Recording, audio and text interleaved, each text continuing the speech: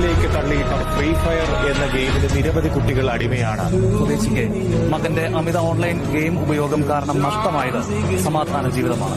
Free fire ഗെയിമിന് അടിമപ്പെട്ട് തിരുവനന്തപുരത്തും വിദ്യാർത്ഥി ജീവനൊടുക്കി. ഫ്രീ ഫയർ എന്ന ഓൺലൈൻ ഗെയിം ലോകമാകെ വലിയ പ്രചാരം നേടിക്കഴിഞ്ഞു. പബ്ജി ഇല്ലാതായതോടെ 8 കോടി ആക്റ്റീവ് യൂസേഴ്സ് ഒരു ദിവസമുണ്ട് എന്നാണ് ഫ്രീ ഫയറിൽ നിന്നാണ് കണക്ക്. നിയമപരമായി വിലക്കില്ല ഗെയിമിന്. പക്ഷേ പലയിടത്തും എന്ന പോലെ നമ്മുടെ നാട്ടിൽ ഈ ഗെയിം കുടുംബങ്ങളെ കണ്ണീരിൽ മുക്കുന്നു. ആഗോളതലത്തിൽ ഏറ്റവും അധികം ഡൌൺലോഡ് ചെയ്യപ്പെട്ട ഫ്രീ ഫയർ ഗെയിം ഇന്ത്യയിലേക്ക് മടങ്ങി വരുന്നു. കേന്ദ്ര സർക്കാർ നിർദ്ദേശിക്കുന്ന എല്ലാ മാനദണ്ഡങ്ങളും പാലിച്ചാണ് ഗെയിം വീണ്ടും എത്തുന്നത്. MS ധോണി ഫ്രീ ഫയർ ഇന്ത്യയുടെ ബ്രാൻഡ് അംബാസിഡറാകും.